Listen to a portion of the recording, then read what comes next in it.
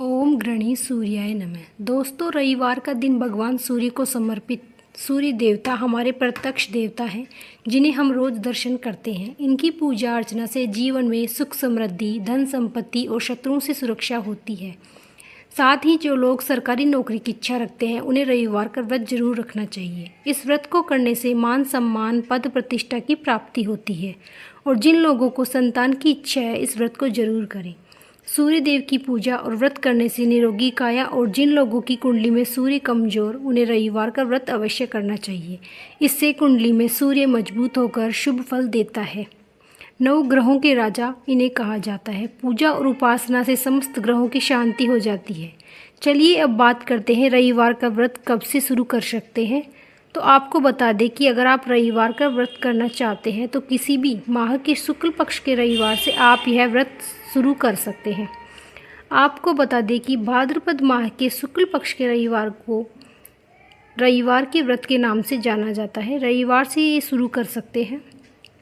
चलिए अब बात करते हैं कि आपको कितने रविवार का व्रत करना चाहिए। तो आपको बता दें कि आप लंबे समय के लिए व्रत रखना चाहते हैं तो कम से कम 1 या 5 साल तक का व्रत रखना चाहिए। यदि आप कम समय के लिए व्रत करना चाहते हैं तो आप रविवार से लेकर अगले रविवार तक यह व्रत कर सकते हैं।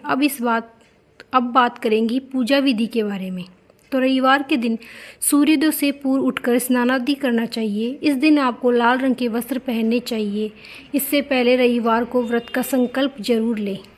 इसके लिए आपको दाहिने हाथ में थोड़ा सा जल, अक्षत और लाल पुष्प लें, और जितने भी रविवार का आप व्रत कर रहे हैं उसकी संख्या बोलकर अपना नाम लेते हुए कि मैं आज से रविवार व्रत का संकल्प करती हूँ या करता हूँ, भगवान आप इसे निर्विघ्न पूरा करें। यदि आप किसी खास मनोकामना के लिए व्रत कर रहे हैं तो वह मनोकामना बोले, और हाथ में जो आपने फूल और अक्षत लिए हैं उसको ज़मीन पर छोड़ दें। अब आपके घर में सूर्य देव की मूर्ति या फोटो हो तो उसकी विधिवत पूजा अर्चना करें। इस दिन पूजा के लिए लाल आसन का इस्तेमाल करें। भगवान सूर्य को लाल चंदन, लाल पुष्प और लाल अक्षत अर्पित करें। प्रसाद और भगवान सूर्य देव को गेहूं के आटे का हलवा, धूप दीप जलाएं, पूजा करें। इसके बाद रविवार व्रत कथा सुनें। कथा सुनने के बाद उनकी आरती करें।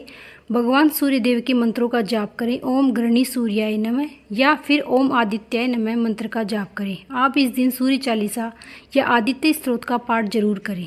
अब सूर्य को अर्घ्य दें।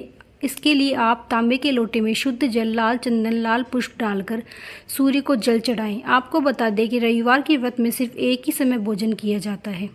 यह ध्यान रखना चाहिए कि आपको सूर्यास्त से पहले भोजन कर लेना चाहिए। सूरज डूबने के बाद नहीं कर सकते।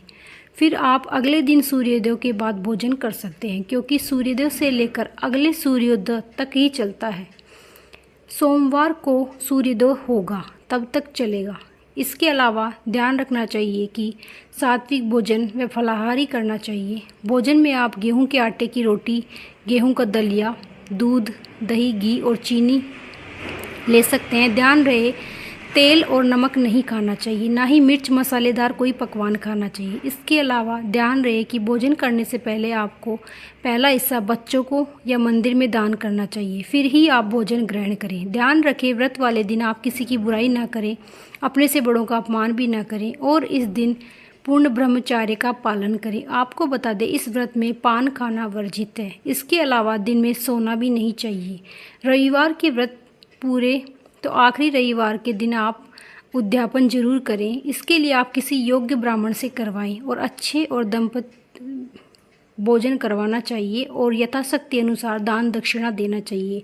लाल वस्त्र जरूर देने चाहिए। इस तरह से आप रविवार का पूर्ण फल प्राप्त कर सकते हैं। अगर आपको यह जानकारी अच्छी लगी हो तो चैनल को लाइक, सब्सक्राइब, कमेंट में जय माता दी जरूर लिखें।